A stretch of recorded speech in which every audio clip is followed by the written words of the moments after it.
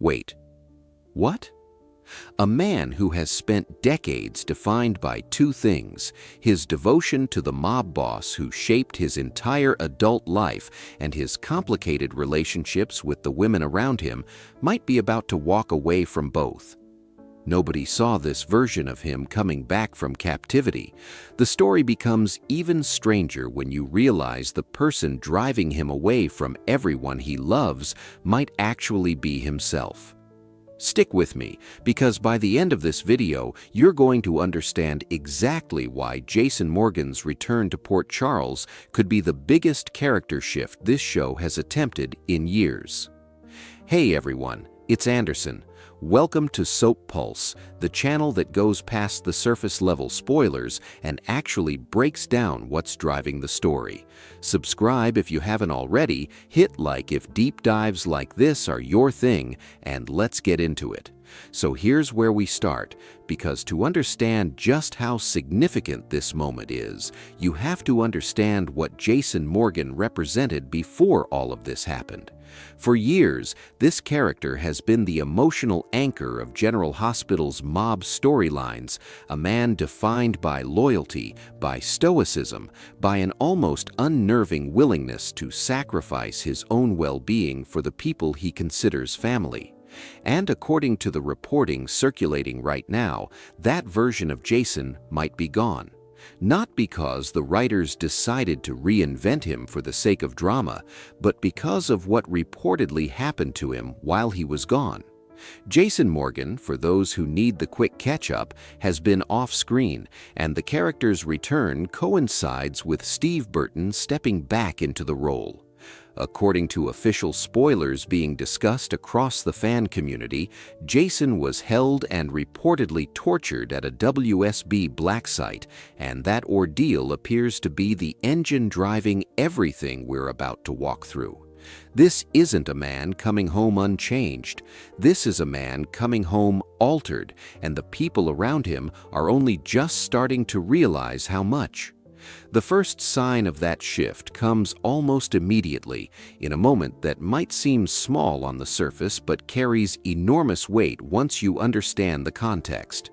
According to the reporting, Jason makes a pledge directly to his son, Danny Morgan, telling him that he is all that matters now. Think about that phrase for a second. Not Sonny, not the organization Jason has spent his adult life protecting, not any romantic partner. Danny. If that pledge holds, and if Jason actually follows through on it the way it's being described, it suggests a man who came out of captivity with a completely reordered set of priorities, and reordered priorities in a soap opera almost always means someone close to him is about to get left behind. So let's talk about who's potentially on the losing end of that reordering, because there are two major relationships in Jason's life that reports suggest could be unraveling, and they could not be more different from each other. Let's start with Britt Westbourne, because according to the reporting, her situation is already fragile before Jason even factors into it. She's described as nearly at rock bottom, having reportedly lost everything after a falling out with Carly Spencer, to the point where she may be forced to go back and beg for her old job at General Hospital. She's also reportedly lost her living arrangement at the diner to a new surgeon in town, Tristan Roberts, and here's where the story takes an interesting turn. There's already speculation that Tristan could become Britt's next romantic interest, based on reported chemistry red pairings involving the actor with both Kelly Thiebaud and Eden McCoy. And from what's being described of their early scenes together, there's a distinct enemies to lovers energy building between Britt and Tristan, which, if you know anything about how these stories tend to play out, is usually a pretty reliable sign that her current relationship is on borrowed time. But the deeper issue isn't really about Tristan at all. It's about what Britt represents to Jason now, in the aftermath of everything he's been through. According to the reporting, Jason already took Danny away for a few days upon his return, and there's a strong suggestion that Jason is dealing with real post-traumatic stress from whatever happened to him at that black site. That kind of trauma tends to reshape how a person evaluates risk, and Britt, however unintentionally, has apparently become tied up in exactly the kind of risk Jason seems determined to avoid going forward. She's reportedly connected to the chain of events that put Jason on the pier the night everything went wrong with a man named Callum, the same incident that led to Jason protecting Rocco Falconeri and getting into the kind of danger that, according to the reporting, left Danny visibly upset about his father's choices. That detail matters more than it might seem at first glance.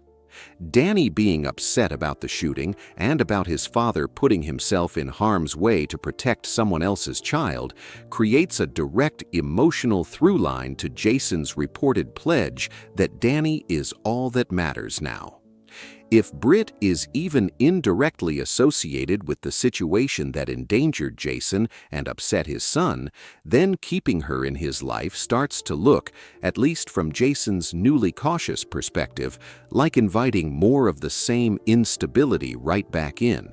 So what actually happens? Based on the reporting, the expectation is that Jason doesn't frame this as Britt's fault directly. Instead, he may tell her he's simply not in the headspace for any relationship right now, not specifically about her as a person, more about where he is emotionally after everything he's endured. It's the soap opera equivalent of, "It's not you, it's me," except in this case, it may genuinely be true. And if that's how it plays out, you can expect Britt to react the way she often does when her life takes a turn she didn't choose, processing it publicly, venting to anyone who will listen, because subtlety has never really been her strong suit in moments of crisis. Now let's shift to the other major relationship reportedly hanging in the balance, because this one carries a very different kind of emotional weight. Sonny Corinthos and Jason Morgan have been intertwined for so long that the idea of Jason stepping back from him almost feels structurally impossible within this show's universe. But according to summer spoilers, that's exactly the tension building right now.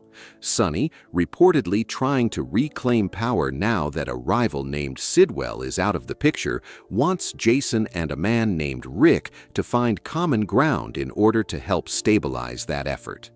But there's a real possibility, based on the reporting, that Jason isn't interested in going back into that world at all, professionally speaking. Here's an important distinction worth sitting with, because it's easy to misread this as Jason abandoning Sonny entirely. That doesn't appear to be what's being suggested. The friendship, by most accounts, remains intact. What's reportedly changing is Jason's willingness to serve as an enforcer, to put himself back into the dangerous, high-stakes machinery of Sonny's operation.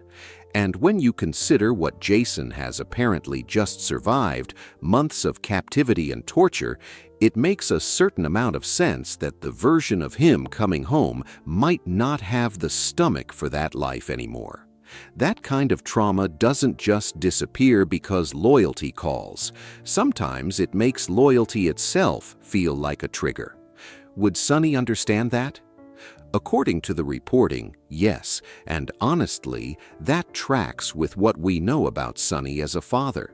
His children mean everything to him, and if Jason frames his hesitation around wanting to be present and safe for Danny, that's a message Sonny would likely respect, even if it costs him one of his most trusted allies in the field. But not everyone in Port Charles would be disappointed by that outcome.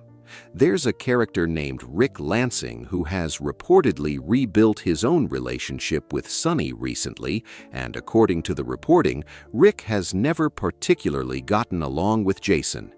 If Jason steps back from working closely with Sonny, Rick would reportedly be, in a word, thrilled.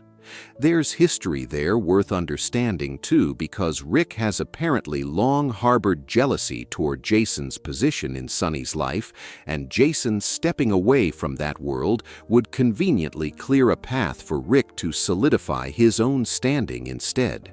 It's the kind of quiet power shift that doesn't need a single dramatic confrontation to matter.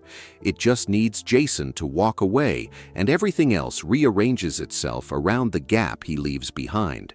So if Jason is stepping back from both Britt and from Sonny's operation, where does that leave him? According to the reporting, the answer might actually be home, in a much more literal sense than you'd expect. There's a strong suggestion that Jason could move back into the Quartermaine mansion, reconnecting with the family he's kept at arm's length for years, particularly with Tracy Quartermaine and with Michael Corinthos. That's a meaningful pivot for a character who has spent so much of his story defined by the Corinthos world rather than his own biological family's legacy. And here's where things get even more interesting, because there's a reported summer spoiler suggesting that Danny is going to play nice with a man named Drew because of Jason's influence. If you're familiar with the tension between Jason and Drew, this detail lands with real significance. These two men have a complicated, often antagonistic history, but according to the reporting, both of them are coming out of profoundly difficult circumstances. Drew has reportedly been through a period the reporting describes as being locked in, while Jason has literally been locked up. There's a symmetry there that the story seems to be leaning into, two men shaped by very different kinds of captivity, potentially finding a reason to set their differences aside. Now, it's worth being fair here, because these two men's situations aren't morally equivalent, even if their circumstances rhyme. Drew, according to the reporting, brought a lot of his own trouble on himself, including manipulating and gaslighting a woman named Willow. Jason's history, by contrast, tends to be framed around choices made for what he believed were altruistic reasons, even when those choices caused harm. That's an important distinction, because it means any reconciliation between them wouldn't be built on equal footing. It would be built on two men who've suffered, one of them largely due to his own actions, the other largely due to forces outside his control, finding enough common ground to coexist for the sake of the people they both care about, namely Danny.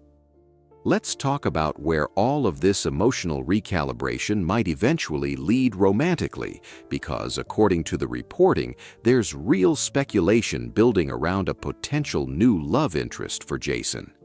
A character named Serena Baldwin is reportedly set to arrive by the end of the month, and there's been a leak suggesting she could become Jason's next romantic partner. Now it's important to flag clearly that this is speculative, a leak rather than a confirmed development, so take it with appropriate caution. But if the broader theory holds, that Jason is undergoing a genuine emotional transformation after his captivity, then the introduction of someone entirely new, unconnected to his old patterns with Britt or anyone else from his past, would make a certain kind of narrative sense. A clean emotional slate to match the clean break from his old priorities. There's another rumor worth addressing directly, because it's been circulating and it deserves a clear-eyed look. Some fans had floated the idea that Jason might actually join the WSB himself, the very organization reportedly responsible for what happened to him at that black site. On the surface, that might have seemed like a plausible twist, Jason using his particular skill set within a more official framework. But once details emerged about the reported brutality of what Jason endured in Indonesia, that theory starts to fall apart pretty quickly.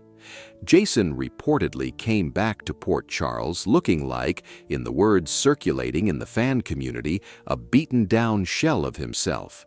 It's genuinely hard to imagine a man in that condition willingly signing up to work for the exact kind of organization that did that to him, regardless of who specifically gave the order. To be fair, there's no indication that a man named Jax was personally responsible for Jason being sent to that black site, but the WSB as an institution is still the entity reportedly behind his suffering, and that's not the kind of thing a person typically shrugs off and re-enlists for. The more plausible read, and the one that seems to fit the emotional arc being described, is that Jason simply needs time. Time with Danny, time with his family, possibly time with a therapist, which, if the show actually commits to that detail, would be a genuinely significant and realistic choice for a character who has spent decades absorbing trauma without ever really processing it on screen. And even if Jason eventually does end up in the WSB's orbit again down the line, the more interesting version of that story isn't him joining out of loyalty or ambition. It's him going in specifically to expose what they did to him and to others like him. That would transform him from a victim of the organization into someone actively working to hold it accountable, which fits far more naturally with the more principled version of Jason this trauma seems to be revealing. Let's turn to Carly Spencer for a moment, because her role in all of this adds yet another layer of complexity. According to the reporting, Carly would likely be thrilled if Jason does walk away from Britt, given their history and given how inevitable that breakup is starting to feel. But here's the twist. Carly herself is reportedly involved romantically with Valentine Cassadine, and Jason, even in this reportedly more evolved emotional state, still may not be thrilled watching that relationship unfold. The interesting wrinkle here, though, is that despite any personal discomfort, Jason reportedly isn't expected to get involved in any scheme Sonny might cook up to break up Carly and Valentine. That detail alone tells you a lot about how fundamentally the writers may be reshaping this character. The old Jason might have inserted himself into that conflict without hesitation, out of loyalty to Sonny or protectiveness over Carly. This new version, according to the reporting, seems to be settling into something closer to a live and let live philosophy, choosing his battles far more carefully than he used to. And then there's Jake Weber, Jason's other son, the one he shares with Elizabeth Weber. According to the reporting, Jake is currently away from Port Charles, which limits how much direct interaction we're likely to see, but there's still real potential for Jason and Elizabeth to reconnect as co-parents, discussing their son even if he stays off screen for now. It's worth being direct here for anyone hoping for a romantic reunion between the two of them, because the reporting suggests that's not the direction things are heading. Elizabeth reportedly has her hands full with a man named Rick already, and she's been getting meaningful screen time opposite a character named Dante as well, which makes inserting Jason into that particular mix seem unlikely, at least in the near term. For longtime fans invested in that pairing, that might be a hard pill to swallow, but the reporting is fairly consistent on this point. So, what does all of this actually add up to? Let's step back and look at the bigger picture, because when you lay every one of these threads side by side, a clear pattern starts to emerge. This is a version of Jason Morgan being rebuilt almost entirely around the concept of protection, not protection through violence or intimidation the way it used to be defined for this character, but protection through presence, through boundaries, through the simple, difficult act of choosing not to put himself in danger anymore for other people's battles. He's reportedly stepping back from Britt because of the risk she represents, stepping back from active work with Sonny because of what that work costs him internally, leaning toward family, toward the Quartermaines, toward healing, toward therapy, toward a version of fatherhood that doesn't require him to disappear for weeks at a time, protecting someone else's son on a pier in the middle of the night.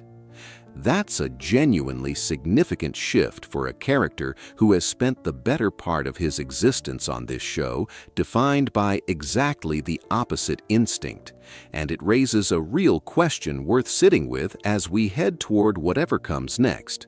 Can a man reshape his entire identity after trauma that severe, or will the pull of his old life, Sonny, the organization, the danger that's always circling Port Charles, eventually drag him back in anyway? Soap operas rarely let characters stay changed forever. There's almost always a pull back toward the familiar.